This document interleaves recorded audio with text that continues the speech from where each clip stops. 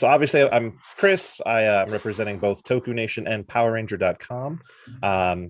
Joining with some fine folks from Hasbro today. If you guys want to go ahead and introduce yourselves for the audience. After you. Yeah, I'm John. I'm the design director on Power Rangers and a number of other awesome Hasbro brands.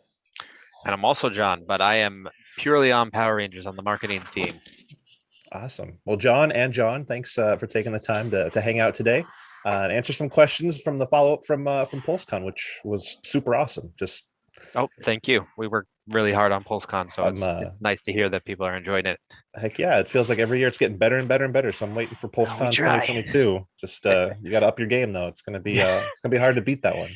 Every year. So we'll just jump right into some Power Ranger questions. So obviously, these are some questions that myself and some of the team at both Toku Nation and Power Ranger came up with as far as questions they had about some of the Lightning Collection figures or the Lightning Collection just in general, like the helmet and stuff like that. Stuff that collectors are curious about, or fans just have that thing they want to know about. So the first one right off the bat I have for you guys. So in wave 11 of the Lightning Collection, we're getting the Zeo Cog Troop Builder figure, right? He was a PulseCon 2-pack or a Pulse 2-pack exclusive. Now he's going to be in the wave itself.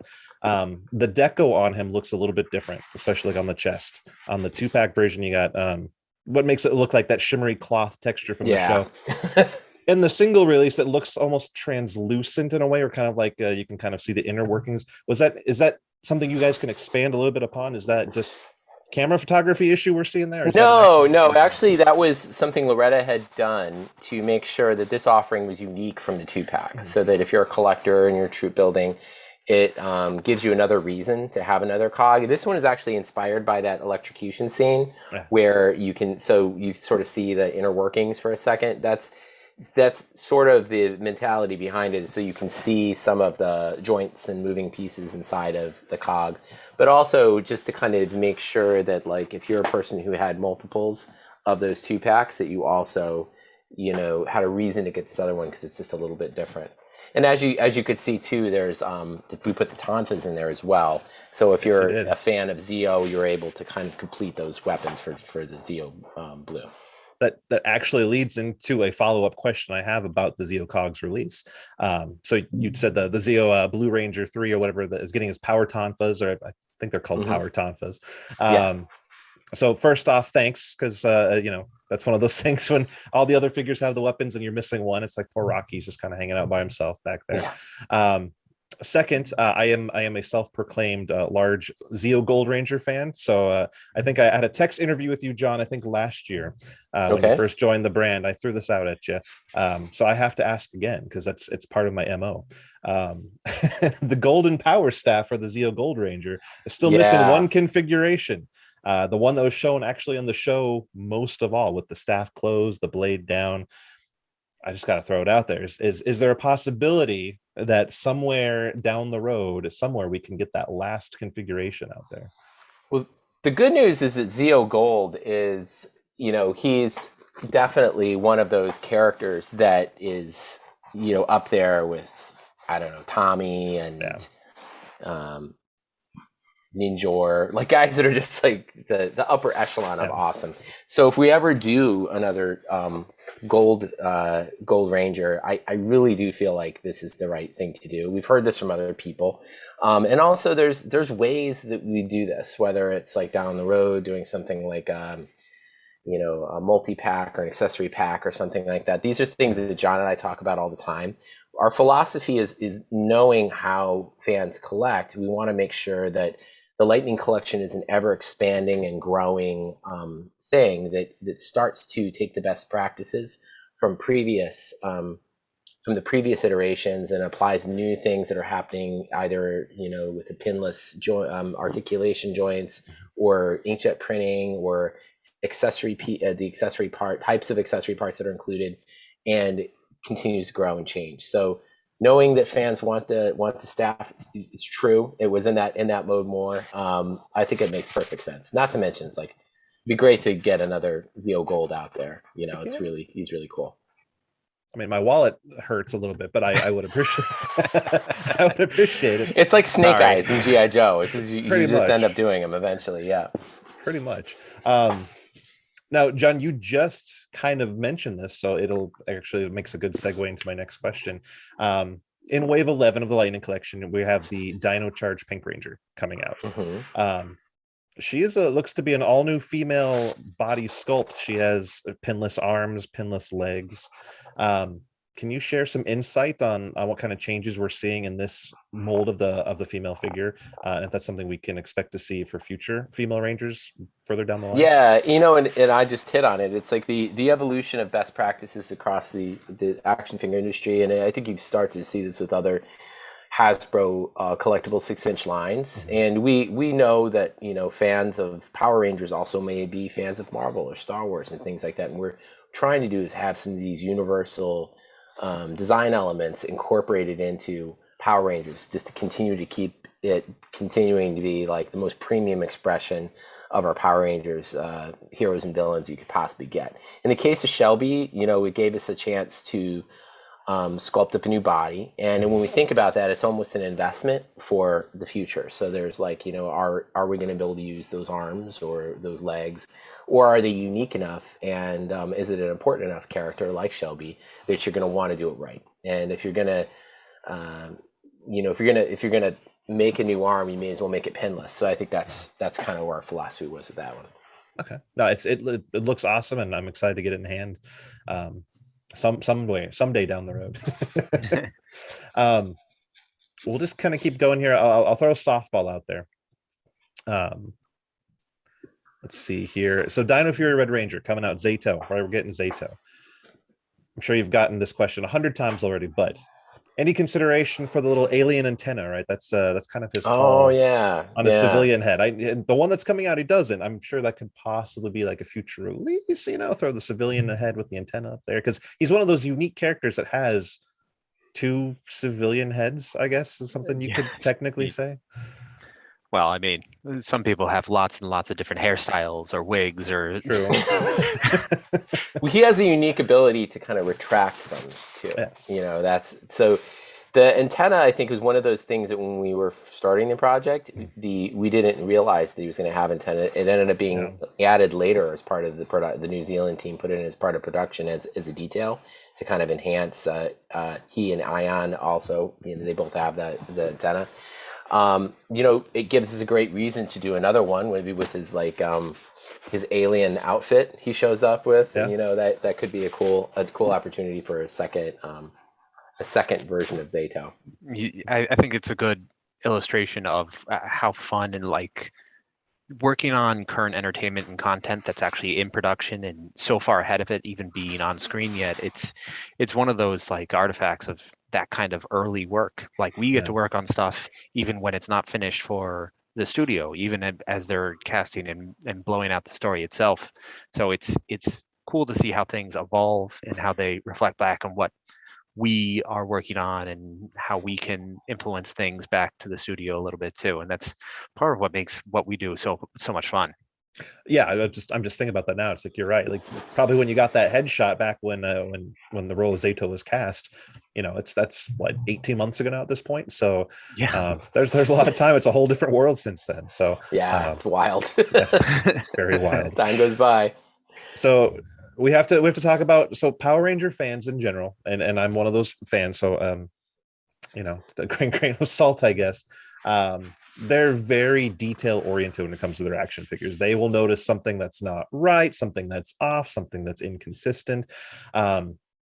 So even just with the press pictures and the renders that came out, they've noticed some inaccuracies coming up with the Wave 11, the Lunar Wolf Silver Ranger.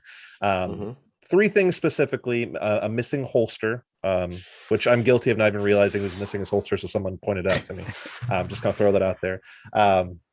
His boots apparently are supposed to be silver instead of white, and then his sash should have 6 lines, I'm assuming for a 6th Ranger, as opposed to the 5 that he currently has. Now, obviously, Hasbro always does a great job of always trying to make sure that they're consistent and accurate, and always evolving, right, as every wave comes out. Is there anything that fans or collectors can do in the interim to assist in helping with, if there is any way you can help, so to speak, with helping ensure these things? And because I don't know how far along that figure is on production, if that's something that can be changed or fixed or anything like that.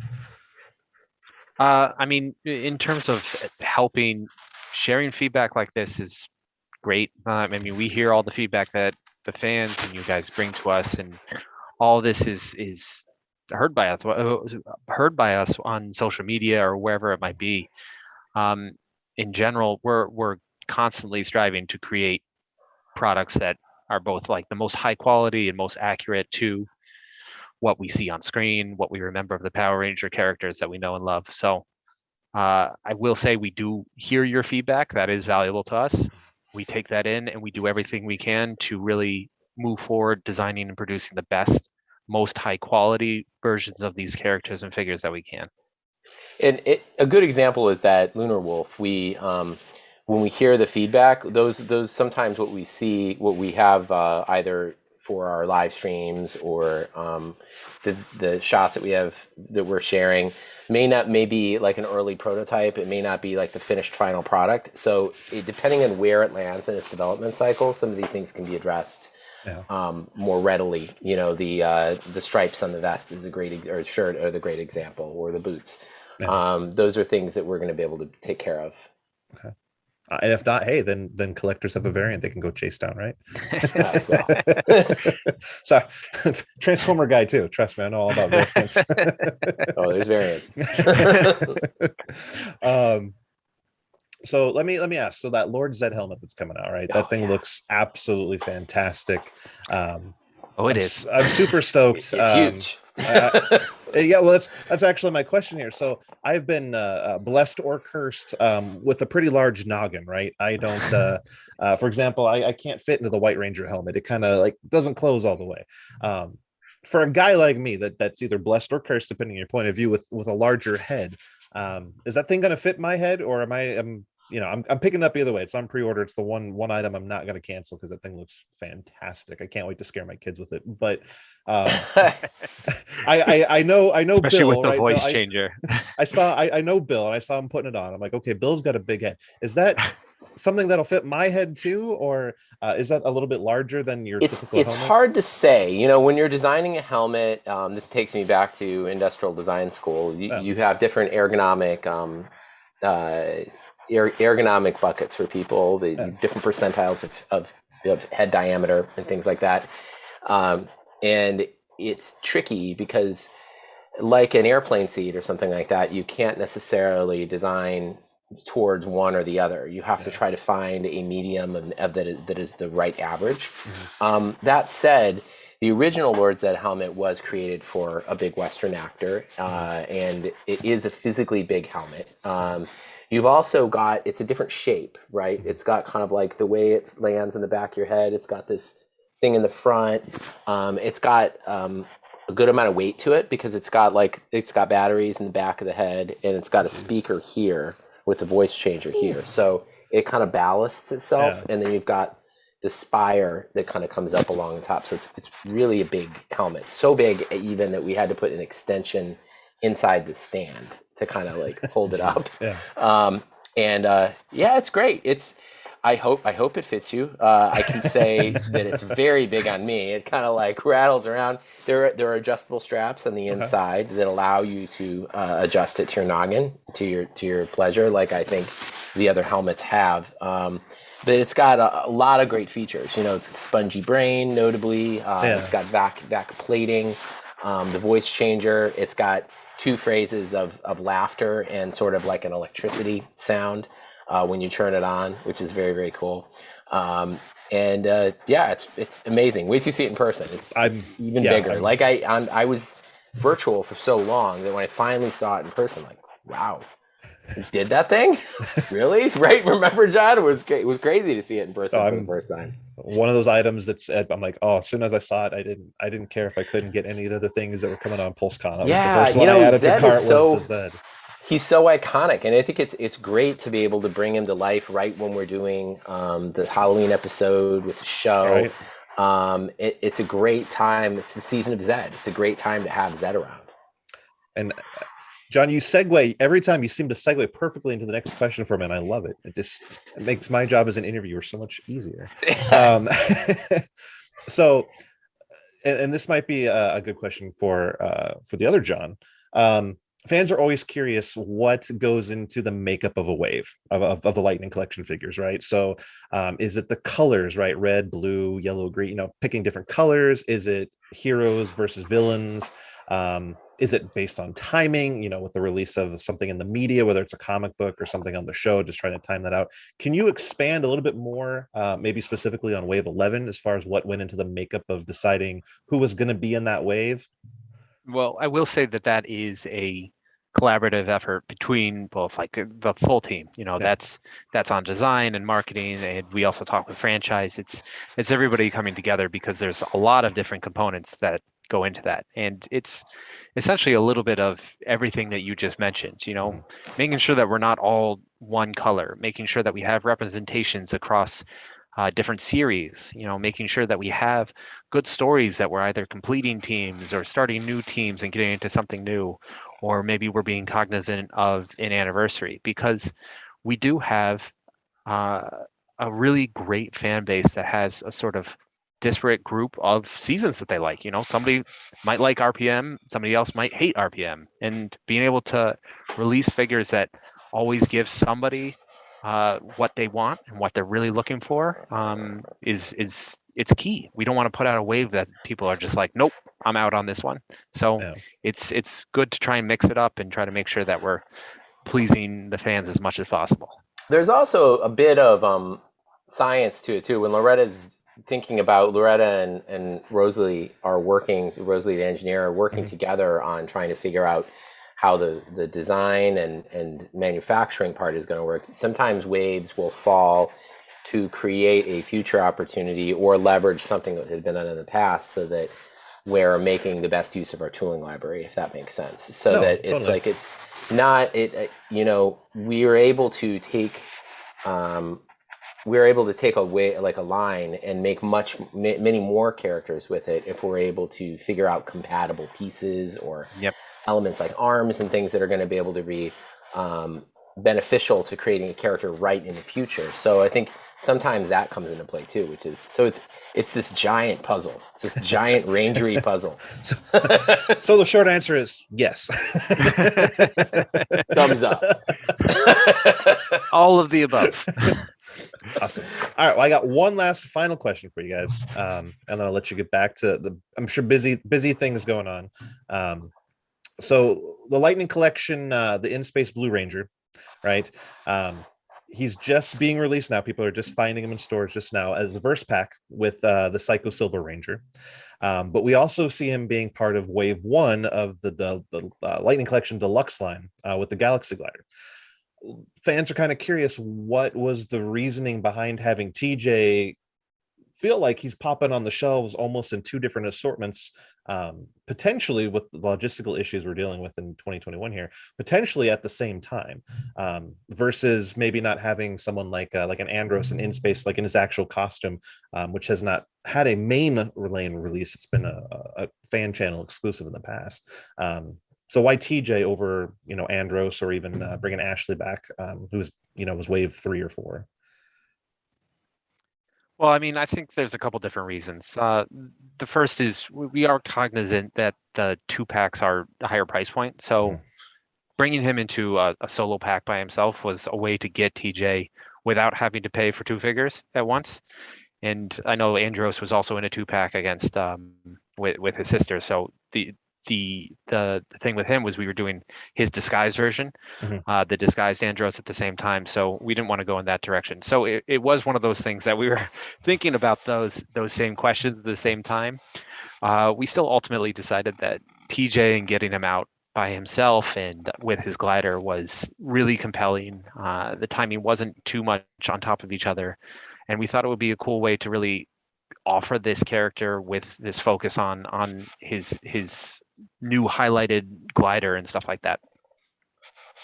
TJ is a great guy. I mean, I'm not complaining. I love TJ. I'm gonna buy both, so it's not a problem. But that's all I have question-wise for you gentlemen today. So I really do appreciate you guys taking the time and coming on board. Hopefully we'll all be able to see each other soon in person, in real life. Amen. In right? real life. Be great back at Comic-Con or something. It's Seriously. different. It's a different vibe.